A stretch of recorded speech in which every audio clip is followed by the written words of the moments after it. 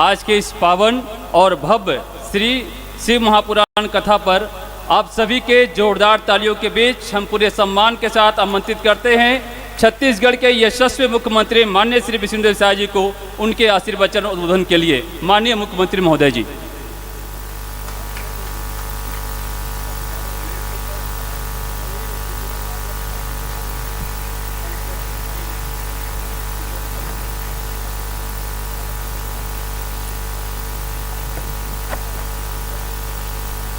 बोलिए वृंदावन बिहारी लाल की, वृंदावन बिहारी लाल की, राधा रानी की, राधा रानी की, भागवत भगवान की, भागवत भगवान की, भारत माता की, भारत माता की, छत्तीसगढ़ महतारी की, छत्तीसगढ़ महतारी की। खम्हार के पावन भूमि में श्रीमद् भागवत का शिव पुराण, शिव पुराण में व्यासपीठ पर विराजमान पूज्य श्री कृष्णा दुबे जी और मंच में विराजमान खरसिया क्षेत्र के माटी के पुत्र, रायगढ़ के लोकप्रिय विधायक और हमारे प्रदेश के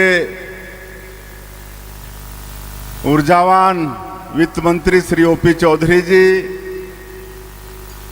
हमारे रायगढ़ के सांसद श्री राधेश्याम राठिया जी, राज्यसभा सांसद श्री देवेंद्र प्रताप सिंह जी, जांजगीर के सांसद श्रीमती कमलेश जांगड़े जी, जिला पंचायत रायगढ़ की अध्यक्ष महोदया श्रीमती शिखा रविंद्र गवेल जी, खरसिया जनपद की अध्यक्ष महोदया श्रीमती रामकुमारी राठिया जी, हमारे रायगढ़ के महापौर जीवर्धन चौहान जी, श्री कमल गर्ग जी, श्री रविंद्र गवेल जी, महेश साहू जी, जिला भाजपा के अध्यक्ष अरुणधर दीवान जी, हम लोग के बहुत ही वरिष्ठ आदरणीय गिरधर भैया, भूतपूर्व विधायक विजय अग्रवाल जी, श्रीकांत सोमावार जी, विकास केडिया जी,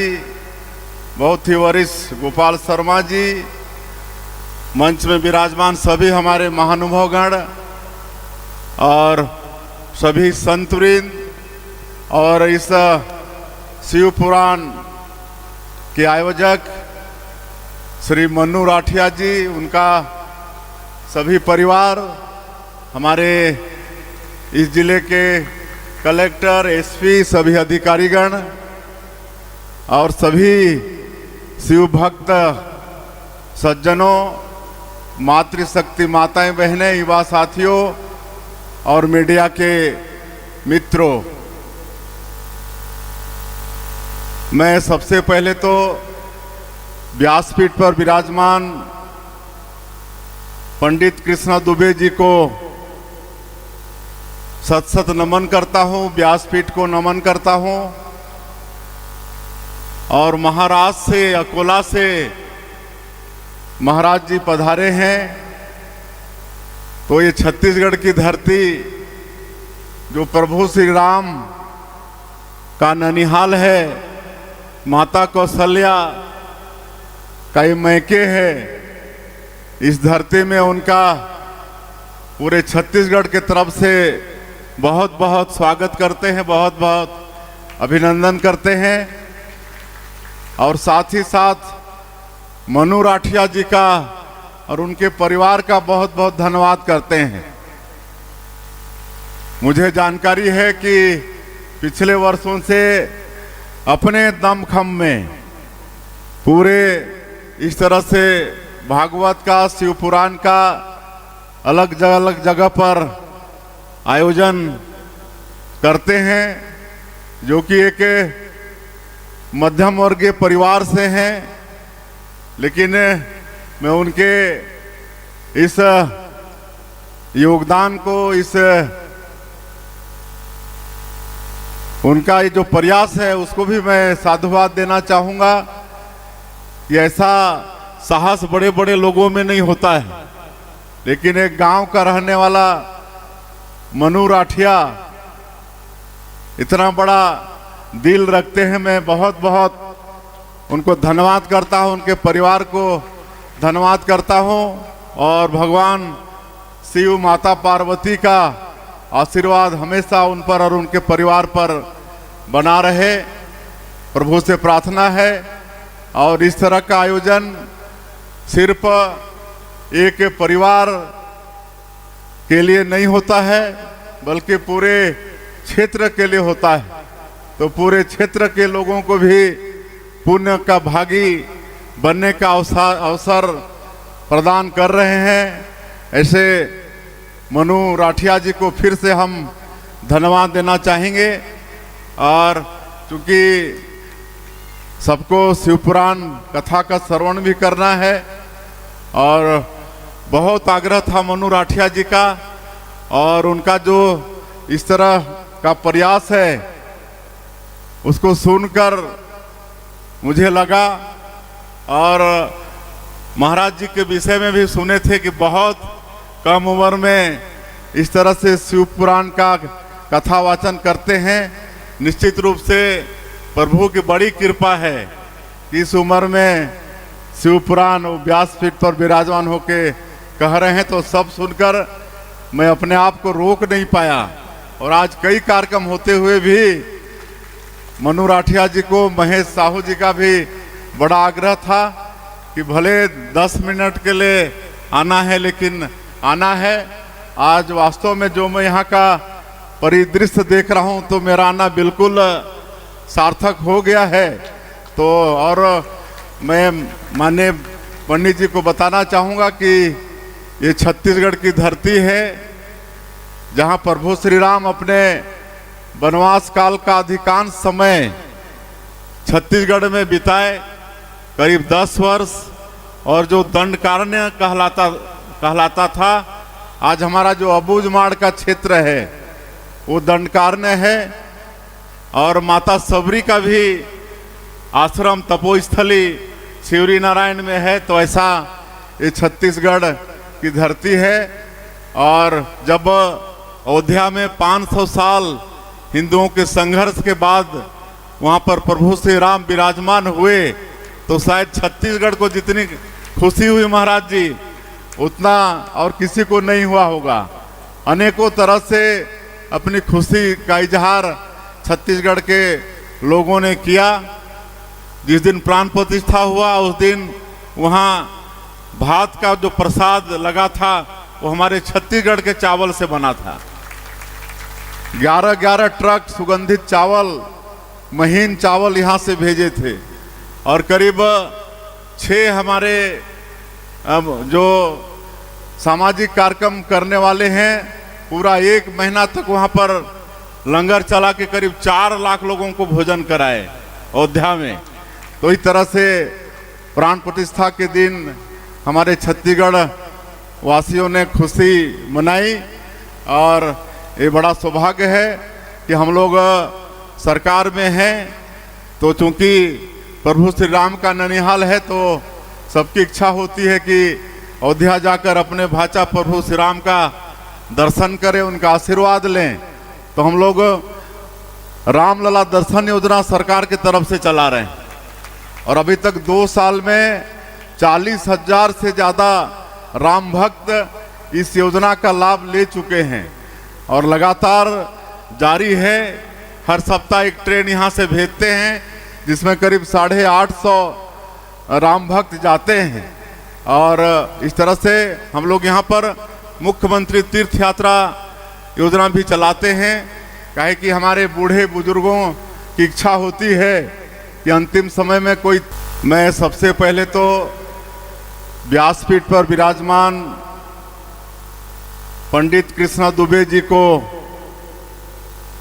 सत सत नमन करता हूँ, व्यासपीठ को नमन करता हूँ। और महाराष्ट्र से, अकोला से महाराज जी पधारे हैं। तो ये छत्तीसगढ़ की धरती जो प्रभु श्री राम का ननिहाल है, माता कौशल्या का ये मैके है, इस धरती में उनका पूरे छत्तीसगढ़ के तरफ से बहुत बहुत स्वागत करते हैं, बहुत बहुत अभिनंदन करते हैं। और साथ ही साथ मनु राठिया जी का और उनके परिवार का बहुत बहुत धन्यवाद करते हैं। मुझे जानकारी है कि पिछले वर्षों से अपने दमखम में पूरे इस तरह से भागवत का, शिव पुराण का अलग जगह पर आयोजन करते हैं, जो कि एक मध्यम वर्गीय परिवार से हैं। लेकिन मैं उनके इस योगदान को, उनका ये जो प्रयास है उसको भी मैं साधुवाद देना चाहूँगा कि ऐसा साहस बड़े बड़े लोगों में नहीं होता है। लेकिन एक गांव का रहने वाला मनु राठिया इतना बड़ा दिल रखते हैं। मैं बहुत बहुत उनको धन्यवाद करता हूं, उनके परिवार को धन्यवाद करता हूं। और भगवान शिव, माता पार्वती का आशीर्वाद हमेशा उन पर और उनके परिवार पर बना रहे, प्रभु से प्रार्थना है। और इस तरह का आयोजन सिर्फ एक परिवार के लिए नहीं होता है, बल्कि पूरे क्षेत्र के लिए होता है। तो पूरे क्षेत्र के लोगों को भी पुण्य का भागी बनने का अवसर प्रदान कर रहे हैं। ऐसे मनु राठिया जी को फिर से हम धन्यवाद देना चाहेंगे। और चूंकि सबको शिवपुराण कथा का श्रवण भी करना है और बहुत आग्रह था मनु राठिया जी का, और उनका जो इस तरह का प्रयास है उसको सुनकर मुझे लगा, और महाराज जी के विषय में भी सुने थे कि बहुत कम उम्र में इस तरह से शिव पुराण का कथा वाचन करते हैं। निश्चित रूप से प्रभु की बड़ी कृपा है कि इस उम्र में शिव पुराण व्यासपीठ पर विराजमान होके कह रहे हैं। तो सब सुनकर मैं अपने आप को रोक नहीं पाया, और आज कई कार्यक्रम होते हुए भी मनु राठिया जी को, महेश साहू जी का भी बड़ा आग्रह था कि भले 10 मिनट के लिए आना है, लेकिन आना है। आज वास्तव में जो मैं यहाँ का परिदृश्य देख रहा हूँ तो मेरा आना बिल्कुल सार्थक हो गया है।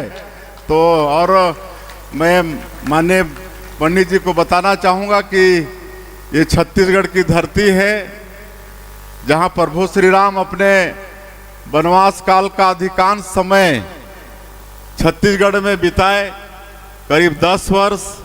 और जो दंडकारण्य कहलाता था, आज हमारा जो अबूझमाड़ का क्षेत्र है वो दंडकारण्य है। और माता सबरी का भी आश्रम, तपोस्थली शिवरी नारायण में है। तो ऐसा ये छत्तीसगढ़ की धरती है।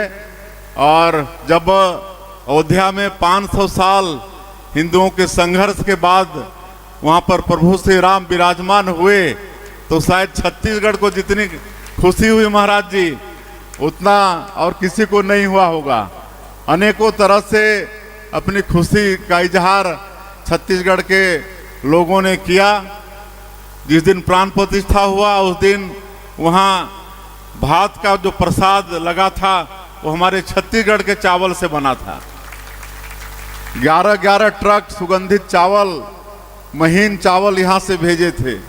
और करीब 6 हमारे जो सामाजिक कार्यक्रम करने वाले हैं, पूरा 1 महीना तक वहाँ पर लंगर चला के करीब 4 लाख लोगों को भोजन कराए अयोध्या में। तो इस तरह से प्राण प्रतिष्ठा के दिन हमारे छत्तीसगढ़ वासियों ने खुशी मनाई। और ये बड़ा सौभाग्य है कि हम लोग सरकार में हैं। तो चूंकि प्रभु श्री राम का ननिहाल है तो सबकी इच्छा होती है कि अयोध्या जाकर अपने भाचा प्रभु श्री राम का दर्शन करें, उनका आशीर्वाद लें। तो हम लोग रामलला दर्शन योजना सरकार की तरफ से चला रहे हैं और अभी तक 2 साल में 40,000 से ज़्यादा राम भक्त इस योजना का लाभ ले चुके हैं और लगातार जारी है। हर सप्ताह एक ट्रेन यहाँ से भेजते हैं जिसमें करीब 850 राम भक्त जाते हैं और इस तरह से हम लोग यहाँ पर मुख्यमंत्री तीर्थ यात्रा योजना भी चलाते हैं। काहे कि हमारे बूढ़े बुजुर्गों की इच्छा होती है कि अंतिम समय में कोई तीर्थ होरत कर लें, लेकिन हर परिवार में वो सक्षमता नहीं होती है, तो वो भी काम सरकार कर रही है। और मुख्यमंत्री तीर्थ यात्रा दर्शन योजना पहले जब हम 15 साल सरकार में थे, डॉक्टर रमन सिंह मुख्यमंत्री थे, तो उनका शुरुआत किया हुआ था, बीच में वो बंद हो गया था। अभी हम जब सरकार में फिर से आए हैं तो इस योजना को लागू किए हैं। तो अभी 5,000 से ज़्यादा हमारे बुजुर्ग इस तीर्थ यात्रा दर्शन योजना का लाभ ले चुके हैं और 19 जगह को चिन्हित किए हैं महाराज जी। पूरे देश में 19 अलग अलग तीर्थ को चुने हैं और जहाँ भी बुजुर्ग हमारे माता पिता की इच्छा होती है, सरकार उनको अपने खर्चे पर उनको तीर्थ कराती है। तो इस तरह का काम हम लोग छत्तीसगढ़ में कर रहे हैं और मैं ज़्यादा नहीं कहते हुए इस शिव पुराण का आप सब लोग पिछले दिनों से महाराज जी के श्रीमुख से कथा का रसपान कर रहे हैं। आज समापन का अवसर है, तो भगवान शिव और माता पार्वती से प्रार्थना है कि मनु राठिया परिवार, उनको तो आशीर्वाद उनका मिलेगा ही मिलेगा, लेकिन पूरे क्षेत्रवासियों को, पूरे छत्तीसगढ़ को भी इस शिव पुराण का सम्यक फल मिले। तो हम लोग रामलला दर्शन योजना सरकार की तरफ से चला रहे हैं और अभी तक 2 साल में 40,000 से ज़्यादा राम भक्त इस योजना का लाभ ले चुके हैं और लगातार जारी है। हर सप्ताह एक ट्रेन यहाँ से भेजते हैं जिसमें करीब 850 राम भक्त जाते हैं और इस तरह से हम लोग यहाँ पर मुख्यमंत्री तीर्थ यात्रा योजना भी चलाते हैं। काहे कि हमारे बूढ़े बुजुर्गों की इच्छा होती है कि अंतिम समय में कोई तीर्थ होरत कर लें, लेकिन हर परिवार में वो सक्षमता नहीं होती है, तो वो भी काम सरकार कर रही है। और मुख्यमंत्री तीर्थ यात्रा दर्शन योजना पहले जब हम 15 साल सरकार में थे, डॉक्टर रमन सिंह मुख्यमंत्री थे, तो उनका शुरुआत किया हुआ था, बीच में वो बंद हो गया था। अभी हम जब सरकार में फिर से आए हैं तो इस योजना को लागू किए हैं। तो अभी 5,000 से ज़्यादा हमारे बुजुर्ग इस तीर्थ यात्रा दर्शन योजना का लाभ ले चुके हैं और 19 जगह को चिन्हित किए हैं महाराज जी। पूरे देश में 19 अलग अलग तीर्थ को चुने हैं और जहाँ भी बुजुर्ग हमारे माता पिता की इच्छा होती है, सरकार उनको अपने खर्चे पर उनको तीर्थ कराती है। तो इस तरह का काम हम लोग छत्तीसगढ़ में कर रहे हैं और मैं ज़्यादा नहीं कहते हुए इस शिव पुराण का आप सब लोग पिछले दिनों से महाराज जी के श्रीमुख से कथा का रसपान कर रहे हैं। आज समापन का अवसर है, तो भगवान शिव और माता पार्वती से प्रार्थना है कि मनु राठिया परिवार, उनको तो आशीर्वाद उनका मिलेगा ही मिलेगा, लेकिन पूरे क्षेत्रवासियों को, पूरे छत्तीसगढ़ को भी इस शिव पुराण का सम्यक फल मिले। और मैं फिर से एक बार पूरे छत्तीसगढ़ के तरफ से पूज्य महाराज जी का बहुत बहुत अभिनंदन करते हुए, उनका स्वागत करते हुए अपनी बात समाप्त करता हूँ। जय हिंद, जय छत्तीसगढ़।